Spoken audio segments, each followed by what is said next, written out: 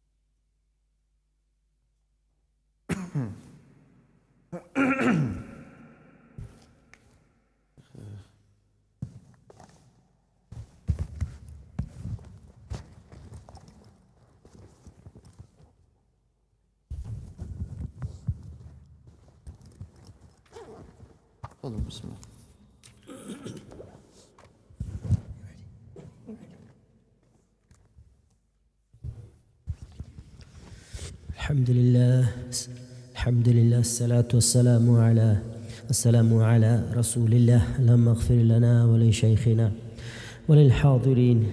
قال المؤلف: وعن المغيرة بن شعبة رضي الله عنه أن النبي صلى الله عليه وسلم كان يقول في دبر كل صلاة مكتوبة لا إله إلا الله وحده لا شريك له له الملك وله الحمد وهو على كل شيء قدير اللهم لا مانع لما أعطيت ولا معطي لما منعت ولا ينفع ذا الجد منك الجد. متفق عليه. The hadith before, Bismillah ar-Rahman ar-Rahim, alhamdulillah, salatu wassalam ala Rasulullah sallallahu alayhi wa sallam, ma ba'd. Hadith Wa'il radiallahu an, the hadith that we done before is the hadith where the Prophet said, what is that? Question? Okay, sorry. Qala, he said, I prayed. In fact, Wa'il radiallahu an goes, I prayed with the Prophet sallallahu alayhi wa sallam. فَكَانَ يُسَلِّمُ عَنْ يَمِينِهِ. He would give salam towards his rights by saying Assalamu alaikum wa rahmatullahi wa barakatuhu. This is the adding, this is the addition. وَعَنْ شِمَالِهِ. But as for towards the left, Assalamu alaikum wa rahmatullah. This hadith mentioned Rawahu Abu Dawood bi isnadin sahih, with a authentic sanad. Depending on your energy, how energetic are you for takhrij and the hukm of hadith? Energetic, or no, you just want to have a quick understanding of it and just go straight to the next hadith? Up to me, then we could do the whole book today. We'll touch upon it, inshallah. Let's make it interactive, yeah? So stop me when you need to, inshallah. Right. Over here, anyway, just at a beginner's level to understand something here is saying Assalamu alaikum wa rahmatullahi wa barakatuhu, the first towards the right, and then saying Assalamu alaikum wa rahmatullah towards the left, both are valid. Or saying Assalamu alaikum wa rahmatullah without wa barakatuhu, as Allah, these are both valid according to some scholars. And it is compulsory. This is the pillar of the salah. Because of the hadith, another hadith that explains this, which is the hadith of the Prophet ﷺ of the Miftahu Salah, At-Takbir. The key to Salah, the entry of Salah is the Takbir, Allahu Akbar, you enter. وَتَحْلِيلُهَا التَّسْلِيمِ. And exiting the Salah is the Salam. So this wording, تَحْلِيلُهَا, gives us the proof that it means that giving the salam at the end, Assalamu alaikum wa rahmatullah, is wajib. There is a qawl, there is an opinion. If we now want to go into a bit of ikhtilaf here, they say it is not compulsory. And we'll speak about their proof. It's the proof of the Hanafiya, they mention this. I don't know, is it the Shafi'iyya that share the opinion, but I will touch upon it inshallah. But this hadith here now, some of them disputed that is this hadith sahih or not. And Ibn Hajar rahimahullah, he wants to bring this hadith because he wants to indicate it is sahih, and that's the beauty of this book here, Bulugh Al-Maram, is that Ibn Hajar rahimahullah mentions certain ahadith purposely in order for us to know the hukum. Otherwise, he could have mentioned the other hadith that he did, or it's mentioned, which is that the key to salah is takbir and exiting is salam. But here he did this in order not just to mention the hadith, but also the ruling of saying wa barakatuhu, which is permissible according to Ibn Hajar rahimahullah. And that's the summary of the matter. But in terms of some of those who said no, this barakatuhu is an addition, and this addition is not accepted. And we spoke about this. There was a book I told you about called Majma' al-Zawaid by Al-Haythami. He includes narrations which are added narrations, you know, like a hadith, and then you have an added version of the hadith, like إِنَّكَ لَا تُخْلِفُ الْمِيعَادَ at the end of adhan. Yeah, like ziyada. We call it ziyada. So like that is found in Al-Bayhaqi Sunnah. The Sunnah Al-Bayhaqi mentioned it. But then Al-Bayhaqi mentions it for reasons. There's a book I have, another one, where it explains all the mawaqif of the scholars. The reasoning why they mentioned the ahadith that they mentioned.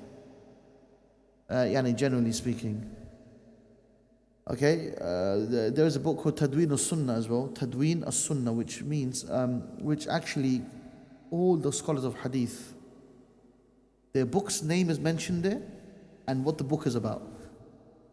So it's like a very short, maybe 2-3 paragraphs or 1 page on each books of hadith, and it's just it's like an encyclopedia, you know, encyclopedia of all the books of hadith and Sunnah Abi Dawud, what is Sunnah Abi Dawud? Okay, and so on and so forth. What were the manhaj of the ulama? Because not all of the scholars of hadith, they said, we're going to include sahih ahadith. Some of them, they wanted to include weak ahadith purposely. Ibn Majah, rahimahullah, he compiled this in his book of Sunan Ibn Majah, which is the most weak narrations are found in the Sunnah. In the Sunan is Ibn Majah. In his one, there is a lot of weak ahadith, more than Abi Dawud and Tirmidhi and An-Nasa'i. In fact, An-Nasa'i is maybe one of the, and Sunan Abi Dawud are maybe very close to Bukhari and Muslim, very, very close. They're very close. And Tirmidhi mentions the reasoning of his ahadith that are weak, if there are any. So it's like very clear. But Ibn Majah, one hadith I mentioned last time, he talks about the virtue of Persia. There's no virtue of Persia. Fadl Qazwin, his name is Qazwini, he's Al-Qazwini, he's Persian. They say Persian is Qazwini. Anyway, so these are things that, as students of knowledge, you should really look into to understand the reasoning, why, and so on and so forth now. Over here, this hadith now, what's the issue? In terms of its authenticity over here, he mentioned a number of things. Number one, this hadith has been narrated by Abi Dawood from the hadith of Alqama, the son of Wa'il, an Abi, from his father. Ibn Hajar rahimahullah ta'ala mentioned this in his Talkhis, and he attributed it to Abdul Jabbar ibn Wa'il. And he goes, he did not hear from his father. So he included it as a hadith that's been broken. The chain is broken. بالانقطاع يعني منقطع السند يعني. But the Shaykh, he mentions over here that when we looked into Sunan Abi Dawood, we saw that Alqama did narrate from his father, and it is authentic, it is true, it is proven that Alqama did take from his father. So over here we call this khilaf bayna al-ulama fil jarh. The differing between the scholars when it came to the aspect of judging a specific individual. Is this person, did he really hear from him or not? Because you see in the ilm of sanad, in the ilm of isnad, of chain of narration, you got to prove to me that this person has actually heard from him. Malik and Nafi' and Ibn Umar, famous, this is clear. But this person, has he actually heard from him? Alqama radiallahu anh, he heard from Umar ibn Khattab radiallahu anh. This is proven. The first hadith of Innama al-a'malu bin-niyyah. Umar radiallahu anh, he heard the Prophet sallallahu alaihi wasallam saying, Innama al-a'mal bin-niyyah, that deeds are judged by intention, yeah? This is the hadith that Umar ibn Khattab radiallahu anh's students, or the one who heard from him, is Alqama. This is proven. This is proven, and how do you know that's proven? The scholars of hadith have worked incredibly amazing to clearly identify, or rather to prove that this person has heard from this person. And imagine it's done through books. Unlike me, I can see you, we can see each other. You can say you heard from me, I can say I heard from you. Yeah, it's easy because we're seeing each other. But then imagine narrating that 200 years later. Did you actually hear from me or not? How are you going to find out? And these are no cameras, nothing like that, available. So imagine this. Whereas today's day, to know if somebody has heard from someone, the old way is just, where's your certificate? Yeah. Where's your, what they ask for, references and all of this, yeah? References, are you a good character or not? But those references could be lies, yeah? It could be just things that are made up. So how do the scholars make sure that those references are actually absolutely authentic? It's serious work that they have to check, and it's not made up. Made up in the ilm of hadith is incredible. On that time they had no technology. So with today's technology, how many lies are spread and how much false information is led, it's just incredible. Let alone, imagine you had nothing there, but they would still clarify. Why? Because it's Islam. Islam speaks about honesty and truthfulness and amana. And people earn qualities in their day-to-day doings. Just by you seeing an individual and you see a person and you see this person is speaking the truth and he has good manners and the way he speaks is a sign of trustworthiness.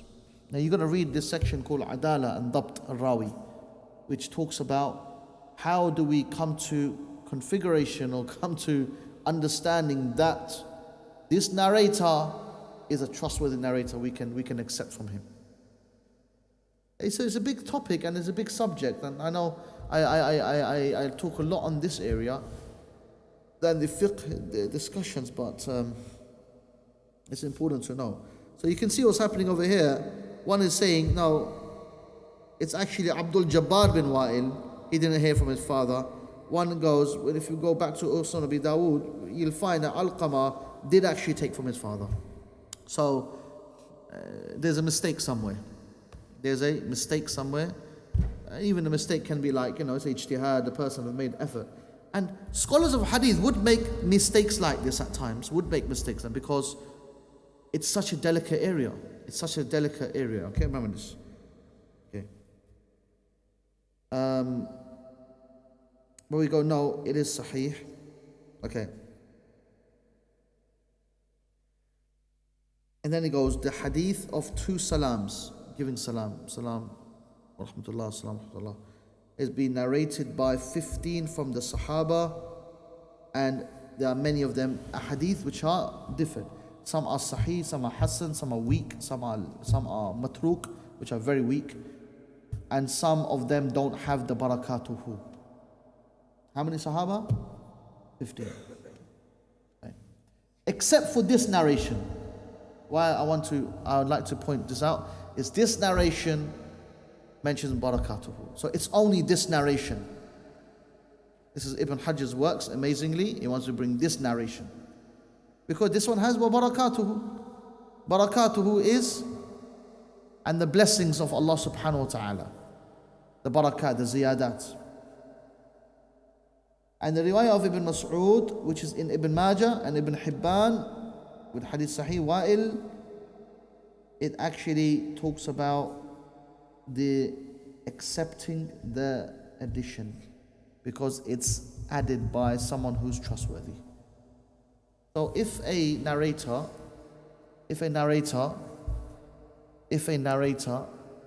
mentions the addition and it doesn't go against the other narrators who are strong, even though you might be lower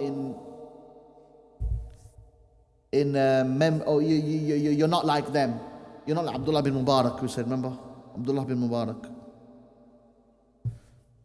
Or Yahya ibn Ma'in, or these great scholars, Ali ibn Madini, for example, the Shaykh al-Bukhari. But you're another narrator, but you're strong. This addition has come from you and you've narrated it correctly. We say that this is ziyadatu adl, that this is accepted, this addition is accepted. There is an opinion, by the way.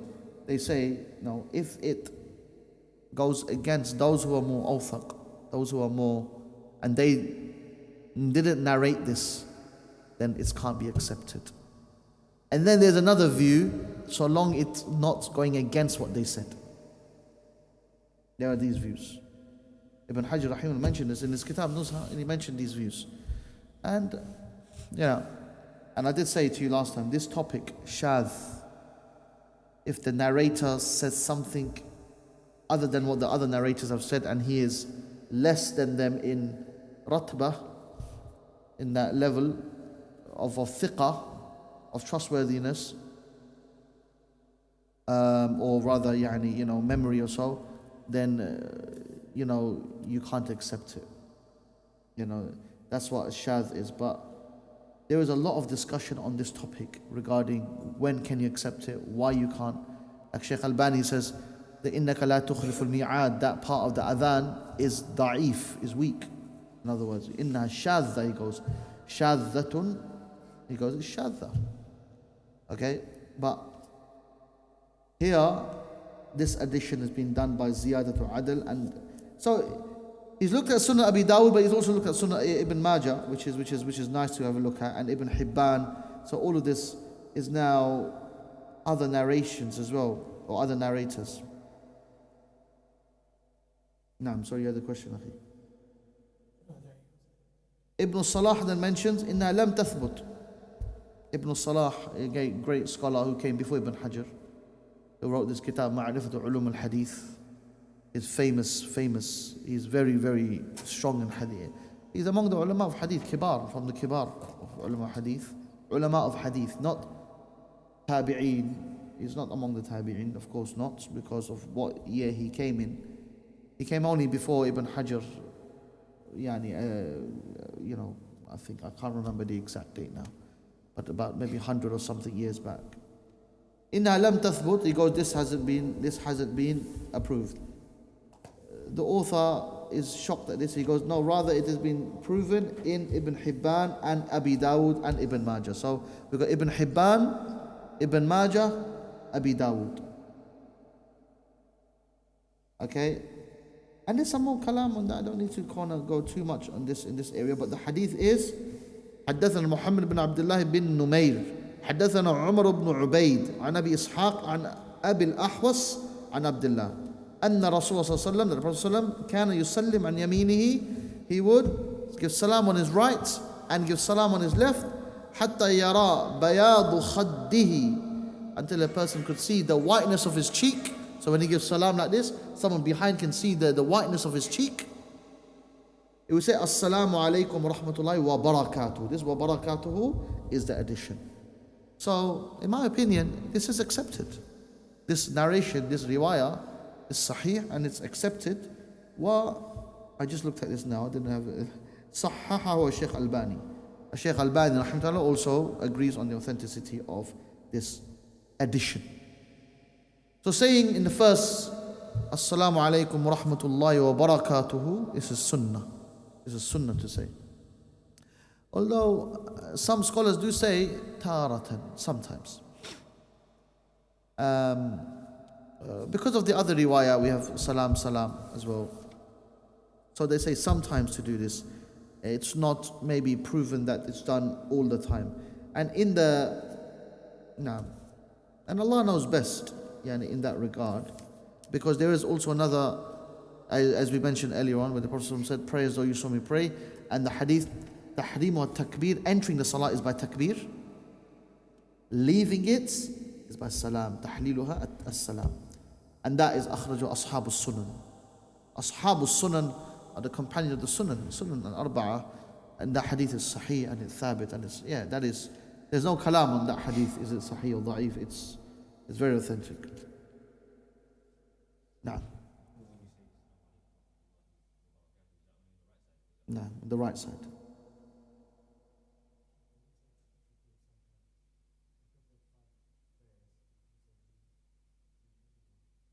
There's no specific time, 3, 4, 1, 2, sometimes. And sometimes it's good for people to do it, to teach people, to teach others about the sunnah. And it's very nice for a person to teach people sunnah, to bring the sunnah into their life, to tell them this is sunnah. And every time they do it, you'll get rewarded, inshallah.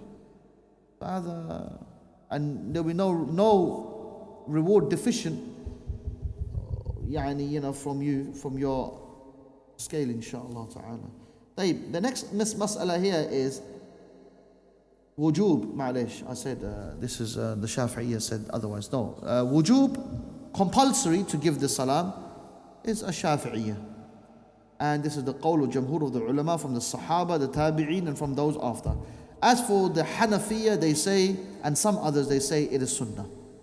Why? Because they go back to the hadith of the Prophet ﷺ of Ibn Umar radiallahu anhuma, where he said, إِذَا رَفَعَ الْإِمَامِ, where the Prophet ﷺ said, if the Imam raises his head from his sajda and sat, ثُمَّ قَبْلَ التَّسْلِيمِ, and then he broke his wudu before the salam,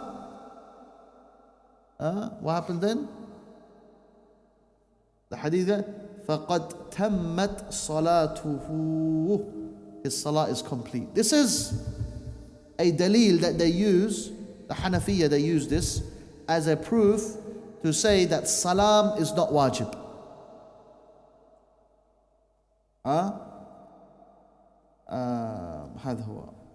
But the problem over here is that this hadith is weak, not just by one opinion, by the agreement of the Huffaz. Huffaz are those who came after Abu Hanifa rahimahullah, perhaps we can say. The great ulama of hadith, they came after. So this hadith is weak. This is a weak hadith. Okay? So if the Imam breaks his wudu, or anyone breaks the wudu at that time, they have to repeat the salah. Salah has to be repeated. Or if there's Imam, then they have to do what you call istikhlaf. Yeah. They have to get somebody else to complete the salah. Okay, this hadith is not strong. It's tirab. Anyway, we're not going to go into this hadith now, with too many. Okay. And some they also use this ayah where they say, irka'u wasjudu, make ruku' and sujood. In Surah Hajj, they say this is not wajib. To give salam, ruku' and sujood is wajib. It's istidlal, that's not really making sense. You with me? Istidlal ghayr tam. Because why this ayah is speaking about the action of the Prophet sallallahu alaihi wasallam. He performed ruku', he performs. When you're looking at, I'm looking at this sheikh, he said this is the opinion, it says it's compulsory. Or they said this is, what's the proof? And then you look at all the other scholars of the proof, and you look, it's quite clear that if the scholars are negating that, we're not just going to follow a qawl, even if that's Abu Hanifa, or even Imam Ahmad, or any Imam, unless it's with dalil, with hujjah, based on what the scholars have explained after. Not based on what me and you may come, let's just, okay, it looks good, it sounds nice. It's Quran, khalas. You got to look at what's been mentioned in the Quran and in the hadith, the dalil, the proof. هذا هو.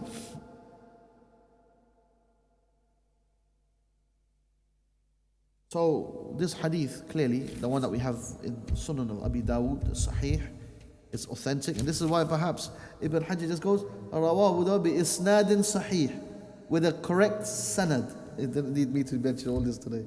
But this kitab, Sadiq Hassan al-Qanuji's one, is absolutely a masterpiece. I can't, I mean, it's really, Subul al-Salam, Subul al-San'ani, Subul al-Salam. And this is what that book is. It's absolutely amazing when it comes to the diqq of hadith and fiqh putting together. Just absolutely. I just find myself, I learned myself so much in this regard. There's so much to say. طيب. As we're coming to the end of this mas'ala now, this is what the Jama'ah, the Shafi'i, they say is, there is some kalam, they're saying that Shafi'i is saying that wajib to give the first salam and the second is sunnah. Based on the hadith where أن صلى الله عليه وسلم كان إذا أوتر بتسع ركعات لم يقعد إلا في الثامنة فيحمد الله ويذكره ويدعو ثم ينهض ولا يسلم ثم يصلي التاسعة فيجلس ويذكر الله ويدعو ثم يسلم تسليمة. أخرج ابن حبان وأحمد والنسائي في رواية أحمد في هذه القصة ثم يسلم تسليمة واحدة السلام عليه يرفع بها صوته حتى يوقظنا. You see, the one salam is where the scholars, they say it's compulsory to say one salam. Assalamu alaikum wa rahmatullah. Or Assalamu alaikum wa rahmatullah wa barakatuhu. Based on this hadith that Nabi says when he would pray the witr salah, or he would pray 9 rak'ats of witr, 9 here. He wouldn't sit except in the 8th rak'ah. 8th rak'ah, he would sit. He would praise Allah, remember Him, make dua, then he would go back and he would not give salam. Then he would pray the 9th rak'ah, you stand up 9th rak'ah, then he would sit down, remember Allah, make dua, then he would give 1 salam. The taslimatan means 1. And then you have one narration which is on the condition of Imam Muslim, he would give 1 salam. Assalamu alaykum. Not even wa rahmatullah, not wa barakatuhu. So the scholars, they say, based on this, it is compulsory to say the salam once, and the second one is sunnah. And they say the minimum is assalamu alaykum, based on this. And this is it. But even this, I believe, has been differed. Like mentioned, I think here, Ibn Abdul Barr, ضعف دل هذا القول من الأحاديث.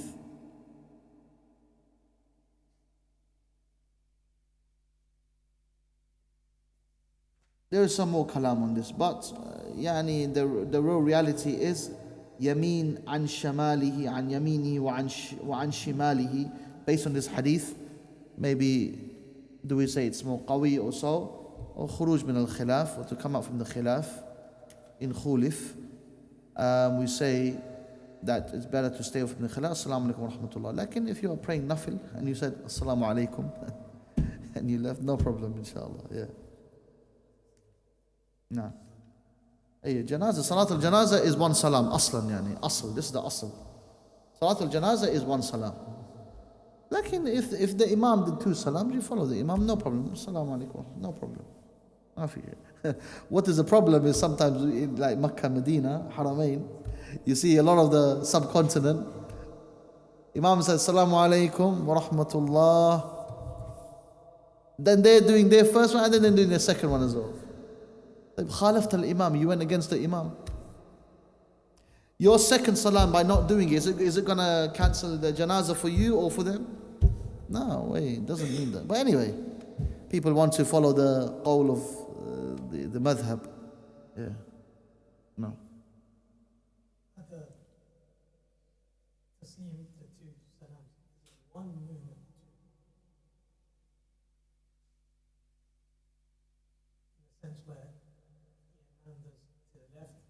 Wallahi, I don't know about this. If there's any specific mention on movement, is it like this? Or do you stop and then you... For example, if the Imam is to the left, you go to the left then, and then the right, then you, or do you wait for him to do both? Yeah, this is good. The sunnah is to do it after Imam. Always after the Imam. This is the sunnah. If you do it with the Imam, this is disliked. Makruh. And if you do it before the Imam, this is not allowed. This is haram. This is not permissible. This will break your salah. Now. Yes, so the Hanafiya, they say that doing it with the Imam is sunnah. يقولون الموافقة مع الإمام هو السنة. هكذا استدلالهم يعني. But the sunnah is to do after Imam, because Nabi Sallallahu Alaihi Wasallam said, إِذَا كَبَّرَ فَكَبِّرُوا. If the Imam says Allah, we do Allah. وهكذا, right? This in all the, and then the hadith, إِنَّمَا جُعِلَ الْإِمَامُ لِيُؤْتَمَّ بِهِ. The Imam is to be followed. وَالِاتِّبَاءُ يَكُونُ بَعْدَ الْإِمَامِ. The following is after the Imam has done his actions. Yeah?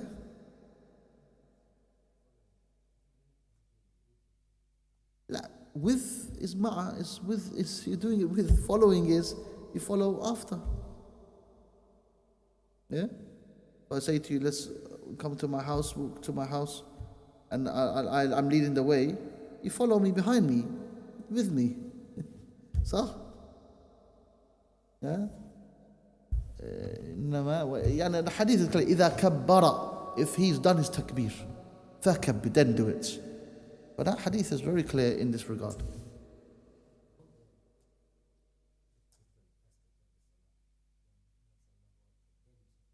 No, always. But if you did it with the Imam, we don't say your salah is invalid, so long it's same time. But if it's before, then you have to go back to that. And if it's been a little time, then your salah is invalid. You have to repeat your salah.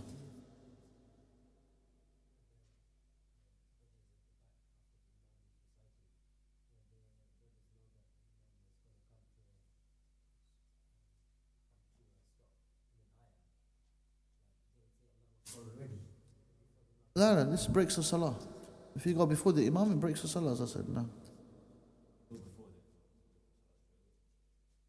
If you go before the Imam without knowing, and then you realize and you turn back straight away. No.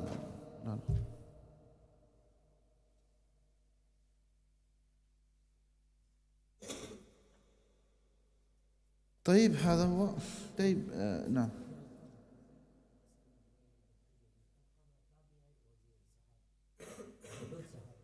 لا هو من يعني علقمة. We have over here علقمة the son of وائل. أي هذا هو يعني وائل ابن حجر. من علقمة؟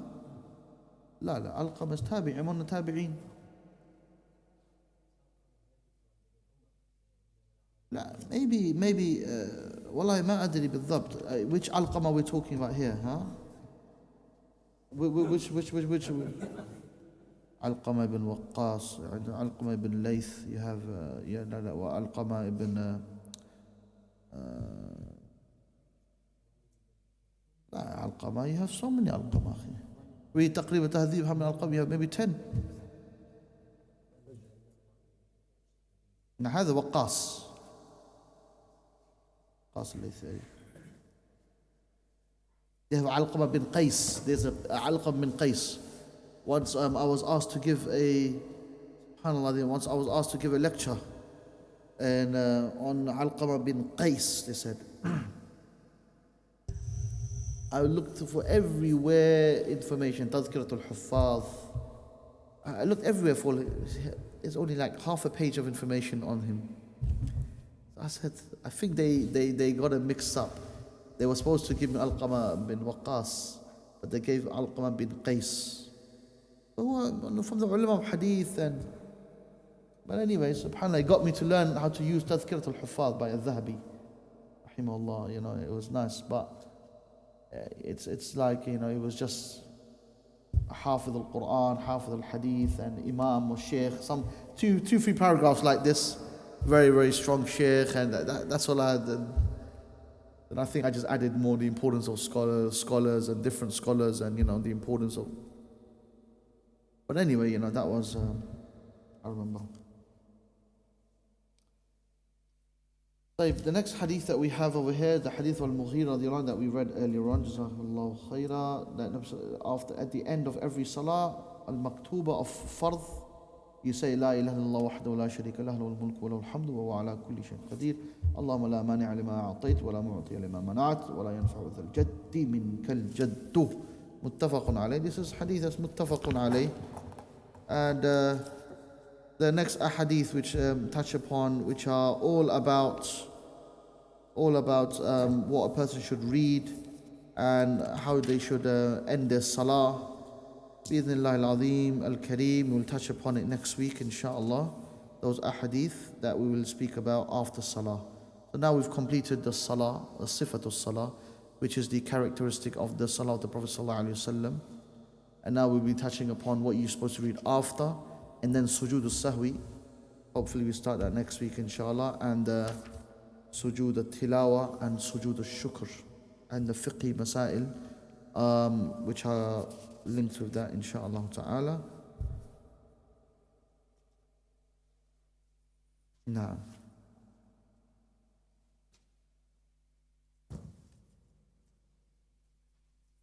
yeah, sujood sahwi is quite a long one, mashallah.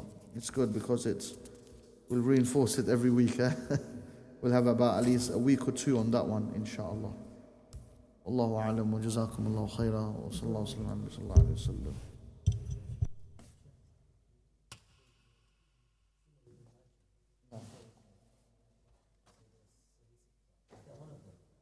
Naam, Surah Al-Majid. And he calling it Sahih Sitta is not the right name. It's called Kutub Sitta. وهو صحيح لا شك. There are many ahadith which are sahih. Also that there are many which are ضعيف. And some of them are not done by the Imam himself. Narration. It all goes back to the manhaj of the scholars. Why they done this?